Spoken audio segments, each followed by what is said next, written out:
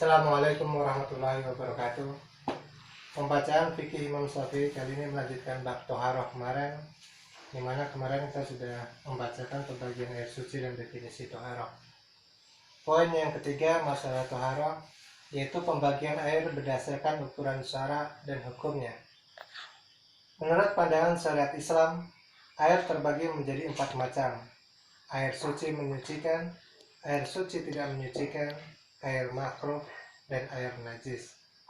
Pembagian ini dibuat dengan tujuan agar kita dapat mengetahui jenis air yang dapat digunakan untuk menghilangkan hadas, sesuatu yang bersifat normatif atau abstrak yang melekat pada badan, tetapi dapat menghalangi keabsahan sholat ketika tidak ada rukhsah yang memperbolehkannya, dan jenis air yang dapat digunakan untuk menghilangkan najis.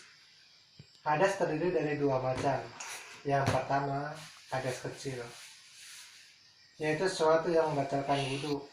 Yang kedua, hadas besar, yaitu sesuatu yang mewajibkan mandi, baik disebabkan oleh persetubuhan, keluarnya sperma, haid maupun nifas. Menurut bahasa, najis adalah sesuatu yang bersifat menjijikan, sementara menurut syara, najis adalah sesuatu yang menjijikan yang dapat menghalangi keabsahan sholat ketika tidak ada rukhsah yang memperbolehkannya. Air yang suci menyucikan adalah air mutlak, yaitu suatu zat yang bisa disebut dengan nama air secara mutlak tanpa adanya batasan tertentu, baik batasan itu berupa kata tambahan idhofah seperti air mawar, berupa sifat seperti air yang memancar, atau berupa huruf lam, al, had, lam yang menunjukkan spesifikasi tertentu. Hal ini sebagaimana yang terdapat di dalam sabda Nabi SAW ketika beliau ditanya tentang hukum mandi bagi perempuan yang mimpi basah atau ihtilam. Kata itu Rasulullah SAW menjawab, ya, perempuan tersebut diwajibkan mandi ketika melihat al-ma. Air seperti itu disebut dengan nama air mutlak, karena jika air itu dimutlakkan, pengertiannya tidak dibatasi, maka ia masih tetap bernama air.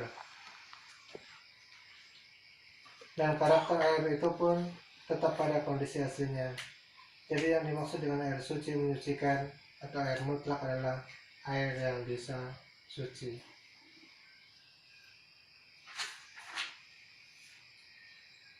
Artinya air yang ketika ada suatu zat yang lain merasuk padanya, ia tidak menjadi najis, dan sekaligus bisa menyucikan zat yang lain atau menghilangkan hadas dan najis. Berdasarkan keterangan di atas, maka air mustakmal yang sudah terpakai tidak bisa dikategorikan sebagai air yang suci mensucikan. Ketika air jenis itu digunakan untuk mensuci yang hukumnya fardu, seperti basuhan pertama dalam wudhu, mandi, atau ketika menghilangkan najis, walaupun najis yang dihilangkan termasuk jenis najis yang dimaafkan. Penyebabnya adalah karena air mustakmal tidak bisa menyucikan zat yang lain. Begitu pula halnya air yang sudah berubah salah satu sifatnya, warna, bau, dan rasa, disebabkan bercampurnya suatu zat lain yang suci, juga tidak bisa disebut sebagai air suci menyucikan. Yang dimaksud dengan air suci tidak menyucikan atau air mustakmal adalah air yang suci tapi tidak bisa digunakan untuk menyucikan zat lain. Adapun air yang jumlahnya sedikit, jika air itu tidak berubah salah satu sifatnya disebabkan najis dan tidak pula kemasukan najis, ia dapat digunakan untuk bersuci, baik yang hukumnya wajib ataupun sunnah. Misalnya untuk berkumur, memperbaharui wudhu, mandi yang disunahkan, atau untuk menghilangkan najis, asalkan air itu tidak berubah warnanya dan ukurannya juga tidak bertambah. Karena air seperti itu adalah air yang suci.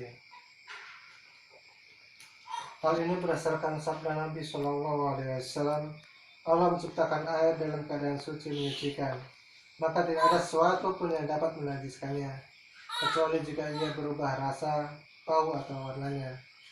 Jika air telah berubah rasa, warna, ataupun bau dengan perubahan yang sangat menyolok, air itu tidak bisa dikatakan sebagai air mutlak lagi. baik perubahan itu disebabkan karena ia telah bercampur dengan suatu zat yang seluruh atau salah satu sifatnya berbeda dengan sifat air, semisal aspal. Air yang sudah berubah seperti itu tidak dapat digunakan untuk bersuci. Jika air mustakmal tersebut tersedia dalam jumlah yang banyak sehingga mencapai 2 kulah, maka ia menjadi air suci menyucikan menurut pendapat yang sah. Dasarnya adalah Nabi Shallallahu Alaihi Wasallam bersabda, ketika air berukuran 2 kulah, ia tidak mengandung najis atau tidak dinajiskan oleh sesuatu.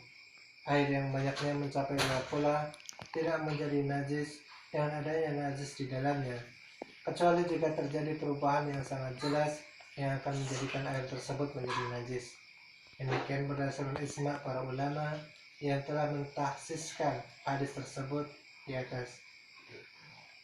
Perubahan yang terjadi pada air ada kala terindra dan dapat dilihat, dan ada kalanya berdasarkan asumsi saja, yaitu ketika air dimasuki najis yang cair yang sama sifatnya dengan air, semisal air kencing yang sudah hilang baunya. Jika perubahan yang terjadi pada air itu hilang dengan sendirinya atau disebabkan masuknya air dari luar, ia menjadi suci karena hilangnya najis dari air tersebut. Akan tetapi, jika perubahan yang terjadi pada air itu hilang karena dimasukkan minyak kasturi, minyak faran, atau tepung, maka air tersebut tidak dapat menjadi suci. Begitu juga menurut pendapat yang azhar. Air tidak dapat menjadi suci jika hilangnya perubahan dari air itu karena dimasukkan debu atau kapur. Mukatsara penambahan air najis tidak bisa menjadi suci dengan menambahkan air suci ke dalamnya selama jumlahnya belum mencapai 2 kulah.